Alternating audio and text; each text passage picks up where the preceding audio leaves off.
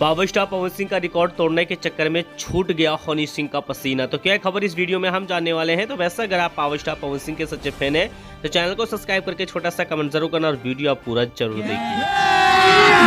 अभी मजा आएगा ना भिड़ो। चलिए दोस्त, पावर स्टार पवन सिंह को लेकर सबसे बड़ी अपडेट आपको बता देना चाहता हूँ कि पावर स्टार पवन सिंह दाढ़ी और मोछ छिला चुके हैं। ये चीज़ आपको 100% पता है।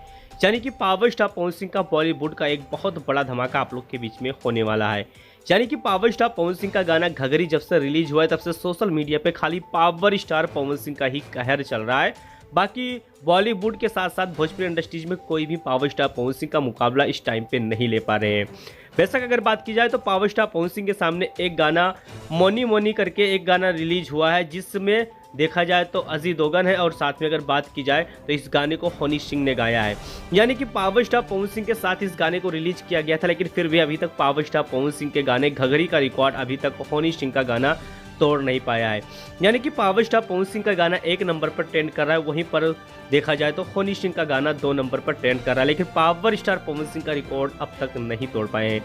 यानी कि पावर स्टार पवन सिंह और साथ में अगर बात की जाए तो हनी सिंह के बीच में महातांडव शुरू है।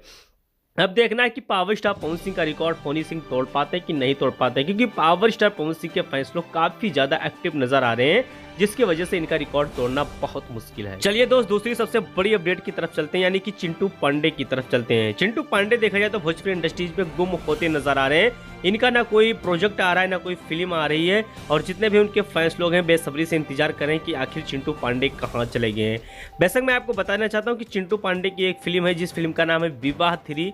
ये फिल्म यूट्यूब पर रिलीज कर दिया गया और 9 घंटे में 7.9 लाख व्यूज क्रॉस कर पाया है।